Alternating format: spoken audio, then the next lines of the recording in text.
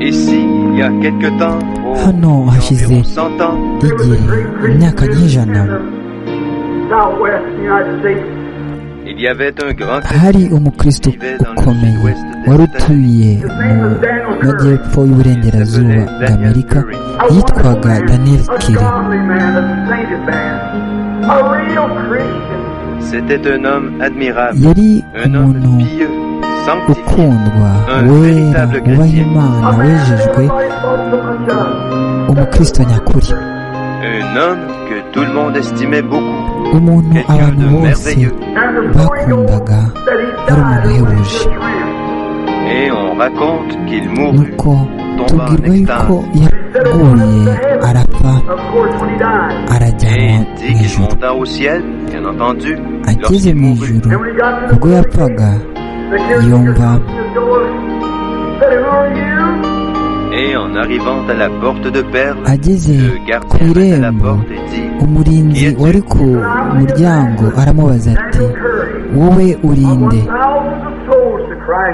il répondit, aravuga je suis ngo, l'évangéliste ndi Daniel Curry. umuvugabutumwa J'ai gagné des Daniel milliers d'âmes Curry. à Christ. nazaniye Kristo ibihumbi n'ibihumbi by'ubugingo, Et je désire entrer ce matin. kandi muri iki Le gitondo voyage de ma vie est terminé sur terre. nifuza kwinjira Je n'ai maintenant pas ubuzima d'endroit où bwanjye aller. hano ku isi. Ubuzima bwo ku isi Cela burarangiye, se nta handi produira mfite ho pour toi l'un de ces matins, pécheur. nuko umwe C'est ainsi kimwe que muri cela iki t'arrivera gitondo à toi niko qui es bizakumerera. rétrograde. nawe wasubiye inyuma, hari umunsi C'est umwe ainsi que bizamera cela vous gutya, arrivera à kuko vous qui avez niko attristé et éloigné le Saint-Esprit. bizabamerera mwe mwimuye En umwuka n'étant wera. plus doux ni tendre. Cela fait des années que vous n'avez pas pleuré. hashize imyaka utarira, Vous n'avez pas rougi depuis je ne sais combien de temps. Et toute modestie vous a quitté. igihe kirekire utakiri umuntu Mais wirinda, cela va venir à votre Ariko, porte un de ces matins. igitondo kimwe ibyo bizaza Et alors imbere que le y'umuryango wawe. Saint-Esprit vient frapper, pourquoi ne le laissez-vous pas simplement none entrer? ko umwuka ari gukomanga, kuki mutawemerera akinjira? Donc, lorsque Daniel Curry arriva à la porte, il Daniel vint lui Curry dire, nous ageze allons ku voir si muryango, votre nom figure ici. nuko umurinzi aramubwira ati, reka turebe ko Ils izina cherchèrent ryawe riri hano. partout et ne purent trouver aucun bashakisha nom. hose ntibabona Ils dirent non, il n'y a izina pas de Daniel Curry ici. baramubwira ngo, nta Daniel Kiri urimo hano. Oh, dit-il, Nuko certainement, aravuga je ati, suis un évangéliste. nta kabuza ndimo J'ai ndi gagné des âmes umuvugabutumwa. à Christ. Kristo namuzaniye ubugingo, J'ai essayé de faire ce qui est juste. nagerageje gukora ibitunganye bikiranutse. Le gardien dit, Umurinzi Monsieur, je aramubwira suis ati, désolé de vous le mugabo dire, mais il mbabajwe n'y a pas de no Daniel Curry ici. kubikubwira, ariko nta Daniel Je Kiri vais vous dire ce uri que hano. vous pourriez faire. Icyakora reka nkubwire icyo wakora. Nous n'avons pas le droit ici de nous occuper de votre cas, Ikibazo cyawe ntabwo hano mais dufite uburenganzira vous bwo présenter un kucyitaho, recours. ariko niba ushaka Vous pourriez kujurira recourir lors du jugement du trône blanc, si vous le désirez. ku ntebe yera y'ubwami y'urubanza wajurira. Mais, dit-il, nous ne Nuko pouvons pas du aravuga tout ngo, vous faire miséricorde ici, twe hano parce que nous ntabwo n'avons pas votre nom. twakubabarira kuko Il n'y a pas tudafite de izina grâce pour ryawe, vous. ntabwo dufite Désirez-vous ubuntu faire appel pour votre twakugirira. cas? Ariko niba ushaka kujurira ku kibazo cyawe, Il dit, Monsieur, que puis-je faire d'autre que de faire appel pour mon cas? Daniel Kiri arasubiza, none mugabo nakora Le iki gardien kindi uretse répondit, kujurira? Eh bien, vous Umurinzi pouvez aller au aramusubiza jugement ati, du trône blanc noneho et faire wajya là ku appel pour rubanza votre cas. rw'intebe yera y'urubanza ukajurira ikibazo cyawe. Daniel Curry Daniel se Curry sentit voyager à travers nuko l'espace pendant yumva environ une agenda heure.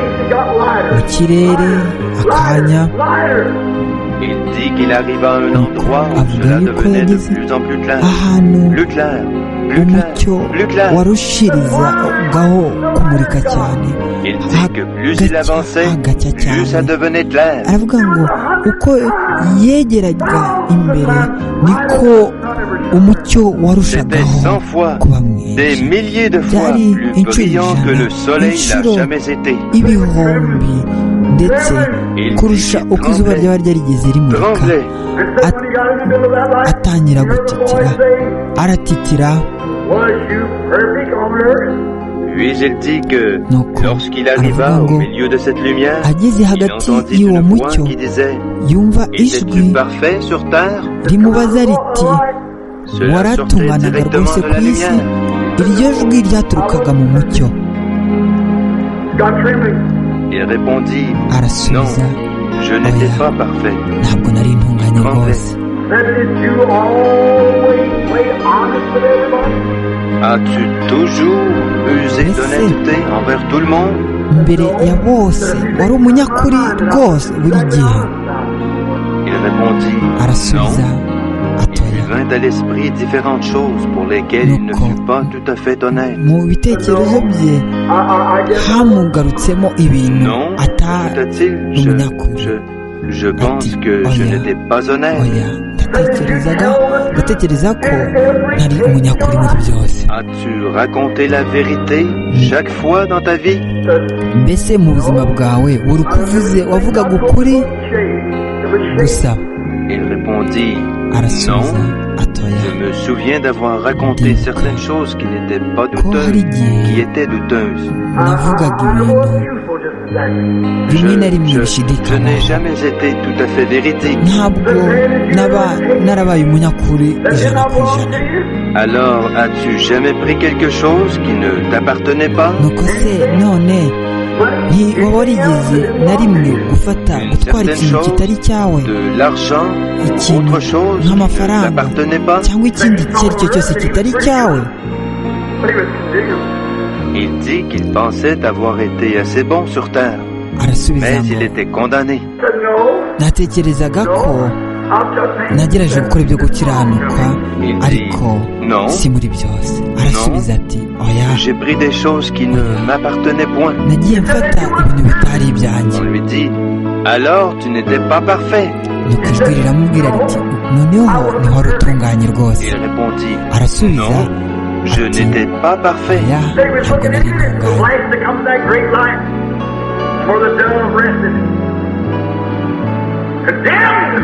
Il dit qu'il s'attendait d'un moment à l'autre à ce que, de cette grande lumière, aravuga ngo là yari où la yiteze colombe se yuko reposait, retentisse comme le bruit d'une explosion mu kanya le kamwe mot cyangwa condamné.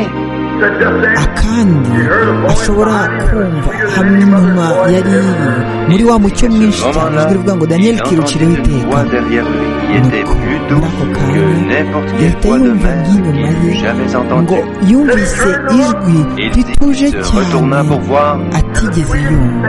Arahindukirira kugira ngo arebe iryo jwi aho rituruka. et le plus beau visage qu'il ait jamais vu, abonye plus doux que abona mu n'importe quel maso visage de mer, heza se atigeze trouvait abona devant lui. rwose, hakeye cyane kurusha inyanja. nuko Et il dit, aravuga Père, ati Daniel iryo jwi Curry a riravuga pris riti position pour moi sur la Data, terre. Daniel Kiri ku isi yabaye mu ruhande Il est vrai rwanjye. qu'il n'était pas ni parfait, koko mais il a pris ntabwo position pour yaratunganye moi. rwose ariko yabaye mu ruhande rwanjye. Il a pris position pour moi sur la terre. ku isi Et maintenant, je vais prendre yabaye ku position ruhande pour lui au rwanjye. ciel. nuko nanjye mu ijuru ndashaka kuba mu mwanya we, kuba ku ruhande Prends rwe. tous ses péchés nuko et mets-les sur ufate mon ibyaha bye compte. byose ubimbareho. Qui va prendre position pour vous en ce jour-là, frère? Si vous l'attristez et l'éloignez de vous aujourd'hui, urya munsi niba uyu munsi umubabaza je ne peux simplement plus prêcher. Inclinons nos têtes. ntabwo nkishoboye gukomeza gusenga kubwiriza twunamishe imitwe yacu. Ô Dieu bien-aimé, Oh, cher Mana agneau mourant, ukundwa, toi qui es doux, umwana w'intama humble et modeste, uciye bugufi Birds had nests, w'umugwaneza foxes had dens, but you didn't have a place to get the very Lord of glory. les oiseaux avaient des nids et les renards avaient des tanières. zageraga ibyari Mais toi, ingunzu tu zikagira n'avais pas de imyobo demeure. ariko Bien que wowe tu sois le Seigneur wari de ufite gloire ubuturo n'ubwo uri umwami wa byose Lorsque tu es né, igihe tu n'avais pas de wavutse vêtements à te mettre. ntabwo wari ufite n'imyambaro yo kwambikwa Oh Dieu, oh à quoi me serviront mes habits là-bas? mbese imyambaro yanjye À quoi izamarira me iki serviront mes voitures? hakurya imodoka zanjye À zizamarira quoi iki me servira une jolie maison? inzu nziza zizamarira À quoi me servira tout cela en ce jour-là? ibyo byose kuri urya munsi byamarira Tu étais sans amis. nta nshuti Personne ne wagiraga voulait se lier d'amitié avec nta toi. n'umwe washakaga Personne ne paraissait vouloir te tendre une nta main n'umwe secourable. wifuzaga kuguhereza ikiganza Tu as dit que tu dirais ce jour-là, j'avais waravuze ngo faim et vous ne urya m'avez munsi pas nourri. uzavuga ngo nari nshonje ntimwangaburira J'étais nu nari nambaye et vous n'avez ubusa pas voulu me vêtir. nshaka kunyambika À quoi nous servira en ce Niki, jour-là tout ce que nous urya avons, munsi Seigneur? ibyo dufite byose ubu Laisse-nous prendre bizatumarira position pour toi. mwamutwemerere tube mu ruhande rwawe muri iki gihe Afin que, kugira ngo lorsque cette heure arrivera, urya et munsi que nous nugera entrerons en sa présence, tukaza imbere yawe we ushobora byose uba ahantu hose When we hear that dove with its wings setting back there in that great light, it'll flash through all eternity.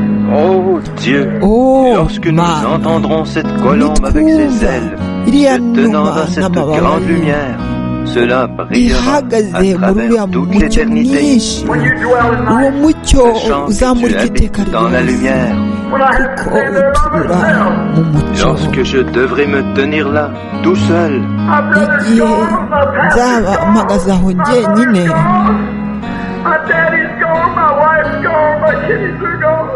et que mon frère, mwene mon data pasteur, ma umushumba mère, wanjye mon mama père, ma data femme et mes umugore enfants wanjye seront partis. n'abana banjye badahari What am I going to do there, Lord? What am I going to do there? Oh Dieu, oh que Mana vais-je faire alors, Seigneur? ubwo Que vais-je faire nzakora alors? iki nzakora iki icyo gihe Cela peut arriver ce soir, iyo avant le byaba coucher du umugoroba soleil. mbere y'uko izuba rirenga What can I do? Mais que vais-je faire? Que puis-je faire? nzakora iki niki se nshoboye gukora Oh Christ, je veux prendre position pour toi maintenant. nifuza ubu kuba mu ruhande Je rwawe ferai mon choix aujourd'hui. uyu munsi ndahitamo Je vais cesser mes bavardages sur autrui. ndashaka kurekera intonganya n'urusaku ku bandi Je vais abandonner tout mon tempérament colérique. Je nifuza vais laisser de côté kureka tous mes umujinya différends. wanjye Je vais abandonner ibyo toutes ntemeranya choses. n'abandi byose mbishyire ku ruhande ibindi byose ndashaka kubireka Take on. I got Dépouille-moi, Seigneur. mwami Prends tout ce que j'ai. unyambure ufate ibyo mfite byose Simplement, prends-moi, Seigneur.